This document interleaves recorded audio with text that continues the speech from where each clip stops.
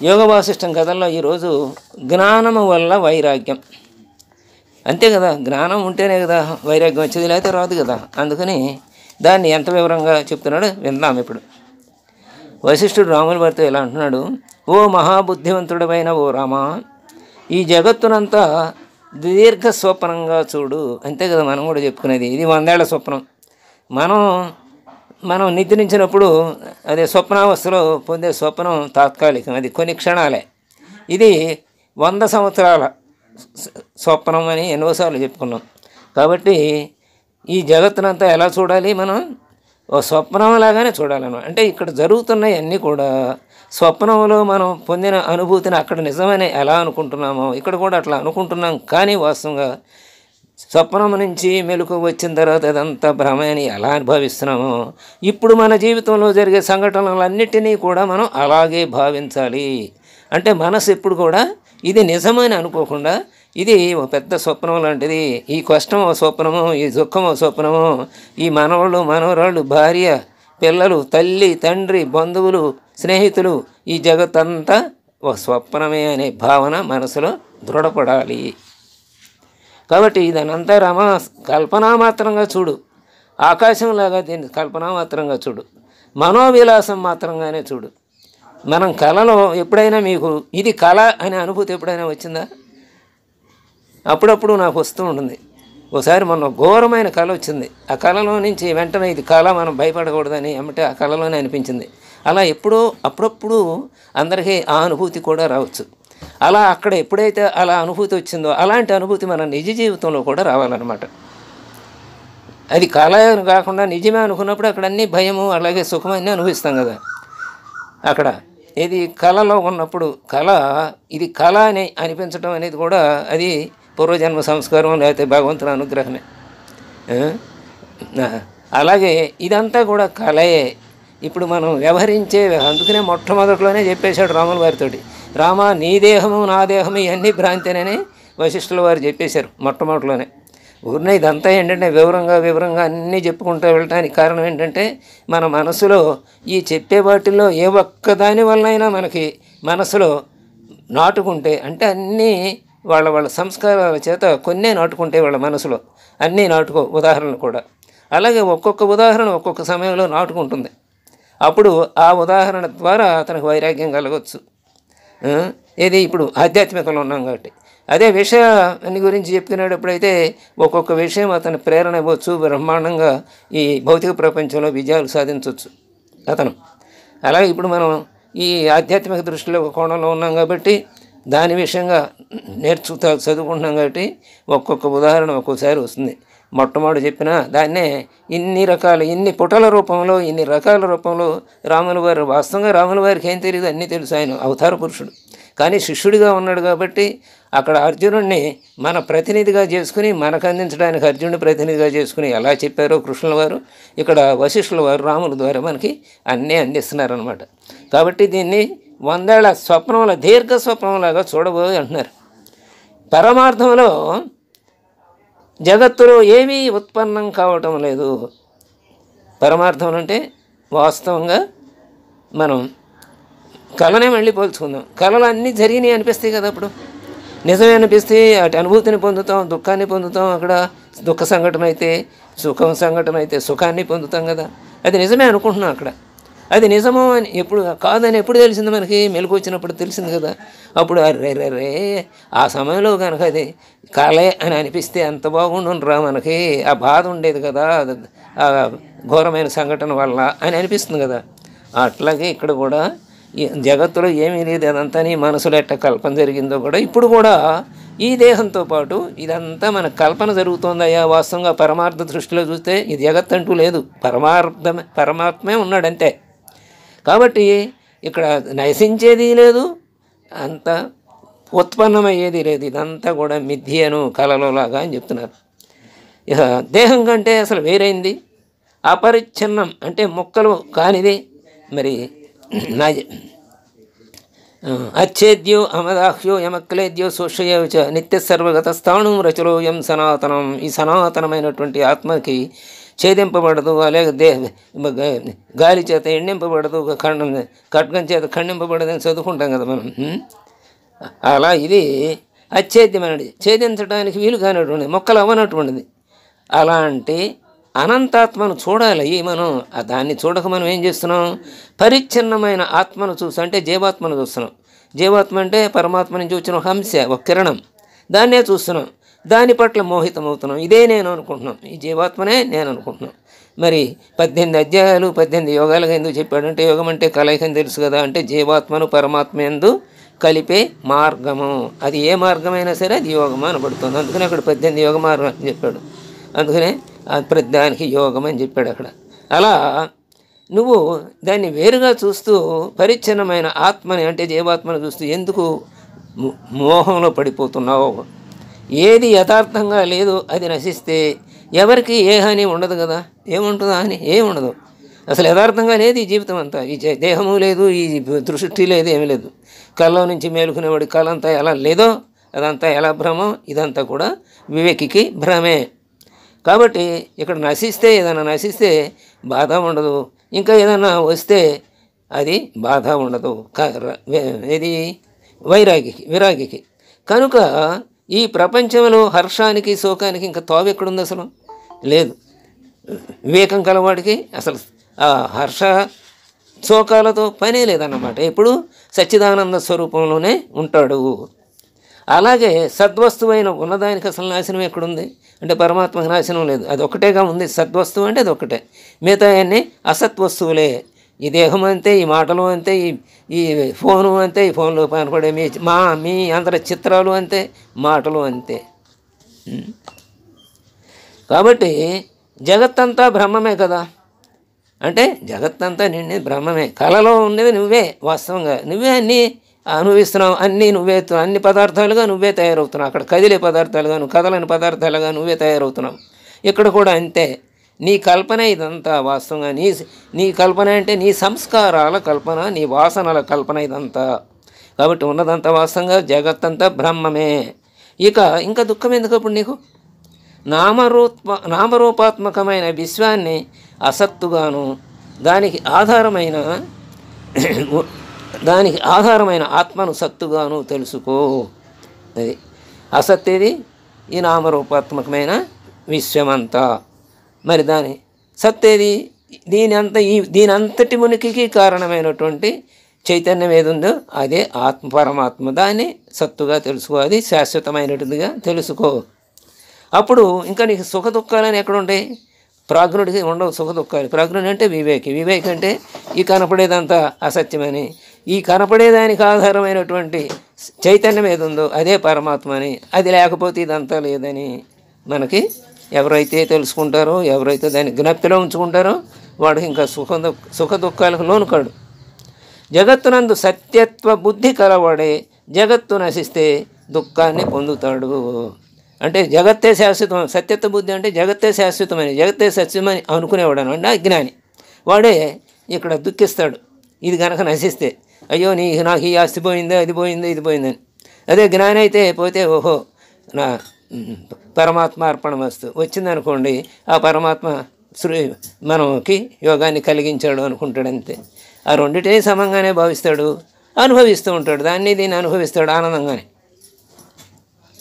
అలాగే ఓ రమణీయాలు అనుకునే ధన దార పుత్రాదులు నశిస్తే దుఃఖించే పని ఏముంది? క్షణకాలం. అయితే ఆయనే అక్కడ ఇంకోటి చెప్పాడు వశిష్ఠుల వారు, ఇదంతా లౌకిక వ్యవహారం కోసం చెయ్యాలి నాయన అని. ఎవరి దగ్గరికన్నా వెళ్ళి బాధపడేవాడు ఉంటే అక్కడ అతనికి ఈ వైరాగ్యాన్ని గురించి చెప్పామనుకోండి, అతనికి ఎక్కువగా పక్కన వాడు వీడే అంటారు బాబు అని మనని అసహించుకుంటారు కూడా. అతనికి ఓదార్పు మాటలు చెప్పాలి. ఈ స్థాయిలో ఉండడు కాబట్టి ఆ సమయంలో. కాబట్టి రమణీయాలు అనుకునే ధన దార పుత్రాదులు నశిస్తే దుఃఖించే పనేముంది? క్షణకాలం కనిపించే ఇంద్రియాలు నశిస్తే అసలు దుఃఖం ఎందుకు? దాన దార పుత్రాదులు బుద్ధి పొందితే హర్షం ఎందుకు? వాళ్ళు అభిరుచి అంతే మాత్రం హర్షించాల్సిన పనే ఉంది. వాళ్ళ సంస్కారాలను బట్టి వాళ్ళకి అయిపోయిందారు అనుకోవడం, వాళ్ళు నశించారు అనుకోండి, వాళ్ళ సంస్కారాలను బట్టి వెళ్ళిపోయారు అనుకోవాలన్నమాట మనసులో. పైకి నటించాలి. నాటకంలో నటుడు ఎలా ఆ పాత్రకు సంబంధించిన హావభావాలను ప్రదర్శిస్తాడో అలాగే మనం కూడా అలాంటి హావభావాలు ప్రదర్శించాలి. ఇదంతా మిథ్య అనుకుంటూ. మృగతృష్ణ, నదిలో జలం పెరిగితే నీటిని కోరేవారికి అధిక సుఖం కలుగుతుంది. మృగతృష్ణ అంటే ఎండమావులు వెళ్తూ ఉంటే కనపడుతూ ఉంటాయి, ఇక్కడ కాక ఇంకా అవతల ఇంకా ఉన్నట్టు, అంటే ఇంకా ప్రవహించినట్టు. వాటి వల్ల నీరు పెరిగినట్టు అనిపిస్తుంది, కానీ వాస్తవంగా అది ఏమన్నదా తీరుస్తుందా? తీరదు. ఈ మృగతృష్ణ లాంటిదే ఈ సత్యము అనుకునేటువంటి జగత్తులో ఈ దేహం ఉన్నప్పుడు మనం పొందే సుఖ దుఃఖాలన్నీ కూడా అంతే. భోగాలు అధికమైనప్పుడు మూఢులకి సంతోషం కలుగుతుంది, వైరాగ్యులకి ఏం కలుగుతుంది? వివేకం గల వాళ్ళకి అవే భోగాలు వైరాగ్యాన్ని కలిగిస్తాయి. కనుక ఓ రామ, నీవు తత్వజ్ఞుడవై ప్రపంచ వ్యవహారాల్లో నష్టమైపోతున్న పదార్థాలని ఉపేక్ష చేయి. అంటే తత్వజ్ఞానం గలవాడికి, అంటే వివేకం గలవాడికి ఈ నశించిపోయిన పదార్థాల పట్ల అయ్యో పోయినాయి అని బాధపడడం, విచారణ చేస్తాడు కదా, అందుకని ఉపేక్ష చేస్తాడు. ఉపేక్ష అంటే పట్టించుకోడు అనమాట. పోయితే పోయింది, ఇది ఏమైనా శాశ్వతమా అంటాడు. ఒక మిషన్ కొనుక్కొచ్చాము, ఏదో మన సుఖాన్ని ఇచ్చే ఒక మిషను, ఆ యంత్రం పాడైపోయింది. మనము అంతే కదా, రేపు అది పాడవకుంటుందా? వాడు 4 ఏళ్ళు గ్యారెంటీ ఇచ్చాడు, 5 ఏళ్ళు పని చేసింది, ఇంకా ఏంటి మనం బాధపడటం? ఇంకా ఎన్నాళ్ళు కావాలి అసలు? ఇంకోటి కొనుక్కోవటమే. కాబట్టి పోయిన దాని గురించి, నష్టపోయిన దాని గురించి ఇబ్బంది పడబోకు. అలా నశించే వాటిని గురించి నష్టం ఉపేక్ష చేసి అంతే అని పట్టించుకోకు. ప్రాప్తించిన వాటిని ప్రాప్తించని వాటిని కోరుకు. అందుకని అందని ద్రాక్ష పళ్ళు పుల్లనని ఒక సామెత ఉంది. సహజంగా రాని భోగాలలో ఇచ్చ లేకుండటం, అంటే భోగాల పట్ల ఇచ్చ లేకుండా ఉండాలి. రాని భోగాల కోసం ఆశ చెందపోకు. అలాగే వచ్చిన వాటిని ఆసక్తి లేకుండా అనుభవించు. అది జ్ఞానుల లక్షణం. వద్దంటలా ఇక్కడ అనుభవించు అని, ఇది తాత్కాలికమే అనే భావన ఉంటే ఆ అనుభవం యొక్క అనుభూతి వేరు. దానిలో మునిగిపోతే ఏమవుతుంది? ఒక్కోసారి బీపీ కూడా పెరుగుతుంది, హార్ట్ అటాక్ కూడా వస్తుంది. అధిక ఆనందాన్ని కూడా భరించలేదు ఈ స్థితి, ఈ శరీరం. అలాగే అధిక దుఃఖాన్ని భరించలేదు. ఏది ఎక్కువైనా అది రోగానికి దారితీస్తుంది. అందుకనే మనసే కదా, మనస్సులోని భావాలే రోగానికి కారణం, అలాగే దుఃఖానికి కారణం. కాబట్టి సహజంగా రాని కాబట్టి కోసం ఇబ్బంది పడకు. వచ్చిన వాటిని ఆసక్తి లేకుండా అనుభవించు. ఇదే చెయ్యనైనా. ఏ యుక్తి చేతనైనా సరే ఈ తుచ్చ ప్రపంచంపై ఇచ్చ నశించిన నిర్మల చిత్తులు మోహ సముద్రంలో మళ్ళీ ఎప్పుడూ పడరు. కాబట్టి ఆ రకంగా మనం మోహ సముద్రంలో నుంచి బయటపడ్డాము అంటే నిర్మల చిత్తులం కింద లెక్కే. ఈ సమస్త జగత్తు నేనే, ఒకే పరబ్రహ్మ స్వరూపం అని నిశ్చయించి ఇష్టానిష్టాలు రెండింటినీ పరిత్యజించి ప్రాజ్ఞుడు సంసార సముద్రంలో మునగడు. అంటే ఇష్టానిష్టాలు రెంటిని, ఇష్టాన్ని వదిలేయాలి, అయిష్టాన్ని వదిలేయాలి. నాకు ఇది పడదండి అనక్కర్లేదు. ఎవరైనా పెట్టారనుకో, ఆ సమయంలో ఎక్కడికన్నా వెళ్ళాం, ఇది పడదండి అనకుండా దాన్ని స్వీకరించే స్థితికి మన మనస్సు ఎదగాలి. అలాగే ఇష్టమైనది దొరకలేదు అనుకోండి, బాధపడే లక్షణాన్ని వదిలేసుకోవాలి. అప్పుడు అంటే సంసార సముద్రంలో మునగనటువంటి వాడే వివేకుడు, అలాగే ప్రాజ్ఞుడు అంటారు. ఇచ్ఛానిత్యాలు లేకుండా తత్వజ్ఞాని వ్యవహారం చేస్తూ ఉన్న తామరాకుకి నీరు అంటనట్లుగా అతని బుద్ధి ప్రపంచంలో తగులుకోదు. తామరాకు నీటిలోనే ఉంటుంది, అయినా తడవదు, అది నానిపోదు, కుళ్ళిపోదు. అంటే నీరు దాన్ని ఏం చేయదు, నీటిలో ఉన్న నీరేం చేయదు. అట్లాగే మనం భవసాగరంలో ఉన్న ఆ భవసాగరం వలన అదాని ప్రభావం మన మీద పడకూడదు అన్నమాట. అది ఎప్పుడు పడుతుందంటే ప్రాజ్ఞులమైతే దాని ఆ భావం మన మీద పడదు. ఆసక్తికరమైన నీ మనసు దర్శన స్పర్శన ఆది క్రియలను చేస్తే, అందుకనే తత్వవిత్తు మహావహో గుణకర్మ విభాగయో గుణాగుణేషు వర్తంత ఇతి మత్వా న సజ్జతే అని. తత్వం బాగా తెలిసిన వారు ఇంద్రియముల గుణముల యందు ఆసక్తి కలిగి ఉన్నవని తెలుసుకొని తాను దీనికంటే భిన్నమైన పరమాత్మ స్వరూపుడని ఎరిగినవాడు ఆ ఇంద్రియముల బారిన పడడు అని మనం ఆ శ్లోకం చదువుకుంటాం మూడవ అధ్యాయంలో. కాబట్టి అలాగే ఈ పంచ జ్ఞానేంద్రియాల తన్మాత్రల చేత మనం ఏమీ బాధపడక్కర్లేదు. అవి చేస్తుండే కోరుకుంటూ ఉండే పెచ్చద మనస ఎందుకే కోరిక నీకు అది అపదే అని మనం ఏమంటే దానికి సర్ది చెప్పాలి. వస్తూ ఉంటాయి అనేకం. అసలు రాని స్థితి వస్తే ఇంకా గొప్పే. అవి వస్తూ ఉంటాయి కాబట్టి మనం వివేకం చేత వాటన్నిటిని పట్టించుకోకుండా ఉపేక్షేయాలి. అలా నీవు మాత్రం ఆత్మనిష్ఠుడివై ఉండు. ఇది మనస్సు యొక్క లక్షణమే కానీ ఆత్మస్వరూపుణ్ణని నాకేం అంటవు. ఆ మనసు ఇలా అంటుంటే కొన్నాళ్ళకి ఆ మనసులో వీడు ఎట్టాగో మన కోరిక తీర్చడరా, ఎందుకురా ఈ సంకల్పం అని అది విసుగుట్టి ఆ సంకల్పాలు మానేస్తుందన్నమాట. ఎప్పుడైనా సరే పిల్లడు ఏం చేస్తాడు, ఏడుస్తుంటాడు కాసేపు ఏదైనా వస్తువు కావాలంటే. అది వాడికి అపకారం కలిగించేదో, అది హాని కలిగించేదో, అది ఇవ్వకూడదు అనుకుంటే మనం ఇవ్వం వాడికి. ఎందుకనంటే అది వాడికి మేలు చేకూర్చదు కాబట్టి. వాడేమనుకుంటాడు, కాసేపు చూస్తాడు, ఏడిస్తాం కదా సహజంగా ప్రేమతోటి. తర్వాత ఎంతసేనా ఇవ్వకపోతే మానేసి వెళ్ళిపోతాడు వాడు కూడా. అట్లాగే మనం కూడా ఏదో ఒక సంకల్పం చేస్తుంటుంది మనసు, దాన్ని పట్టించుకోవద్దయ్యా, అవి వదిలేసాయి. నీవు దాన్ని పట్టించుకోకుండా ఉండు. నేను ఆత్మస్వరూపుణ్ణి గుర్తుంచుకో, ఆత్మనిష్ఠుడు అయి ఉండు. ఇది నాది అనే భావాన్ని అసత్తుగా తెలుసుకొని శబ్ద స్పర్శాది ఇంద్రియ విషయాలకి నీ మనస్సు తగులుతూ ఉన్న మళ్ళీ వెళ్తుపోతుంటుంది మనసు అలా ఈ శబ్ద స్పర్శ రూప విషయాలకి. అందులోని నిమగ్నం మాత్రం కావు, వెళ్ళిపోతుంటుంది అని మన దేవతలో పట్టుకురావాలని. ఇంద్రియ విషయాలైన శబ్ద స్పర్శాదులైనప్పుడు ఎప్పుడు ఈ శబ్ద స్పర్శాదులు నీకు రుచింపకుండా ఉంటాయో, అవి ఎప్పుడైతే మనకు రుచించవో అప్పుడు నీవు జ్ఞాన విజ్ఞాన సంపన్నుడవై సంసార సముద్రాన్ని దాటావని తెలుసుకో. అది ఇంద్రియాలు నీకు రుచించకుండా ఉన్నప్పుడు ముక్తి కోరకపోయినా లభిస్తుంది. అది ఇంద్రియార్థాలంటే ఇంద్రియాలు కోరుతుండే ఆ వాసనలు, అది చూడాలి, చక్షురేంద్రియం ముందు నాకు అది చూడాలి, ఇది చూడాలి, లేకపోతే ఆ ఊరు వెళ్ళాలి, ఈ ఊరు వెళ్ళాలి, లేకపోతే అక్కడ ఏదో ఏర్పాటు చేశారంటే అది చూడాలి. ఇవన్నీ ఇంద్రియాదుల విషయం. అంటే ఆ ఇంద్రియాదుల అర్థం అంటాం. ఇంద్రియాలు కావాలి అనేదాన్ని ఇంద్రియార్థాలు అంటాం, ఇంద్రియం కోరేదాన్ని ఇంద్రియార్థం అంటాం. అవి నీకు ఎప్పుడైతే రుచించవో అప్పుడు ముక్తి కోరకపోయినా నీకు లభిస్తుంది. కాబట్టి ముక్తి కావాలి అనుకోకర్లా. ఇంద్రియాలనే ఇంద్రియ విషయాల పట్ల పట్టించుకోకుండా ఉండాలి. అవి వస్తూ ఉండే పోతూ ఉంటాయి అంతే. పిల్లలు ఎంత ఏడ్చినా మనం పట్టించుకోకుండా వాడికి అది ఇవ్వకపోతే ఎలా వాడు మారతాడు, అలాగే ఇక్కడ మనసు కూడా మారుతుంది. సర్వోత్తమ పదప్రాప్తి కోసం చిత్తము నుండి వాసన సమూహాన్ని వేరు చెయ్యి. సర్వోత్తమ పదం అంటే ఆత్మస్వరూపం అవటమే, మన స్వస్వరూపంలో నిలబట్టమే. కాబట్టి సర్వోత్తమ పదప్రాప్తి కోసం చిత్తము నుండి వాసన సమూహాన్ని వేరు చేయి. ఓ రామచంద్ర, జ్ఞానం చేత నిండిన చిత్తం కలవారు బుద్ధిమంతులు అయిన మహాత్ముల్లాగా ఈ ప్రపంచంలో వ్యవహరించు. చాలామందిని మనం చూసాం, రామకృష్ణ పరమహంసని చూసాం, రమణస్వామిని చూసాం, అలాంటి మహానుభావుల్ని ఎంతోమందిని చూసాం. కంచి పరమాచార్యని చూసాం, నడిచే గురువు, నడుస్తున్న దేవుళ్ళగా. వీళ్ళందరూ ఎలా ప్రవర్తించారు?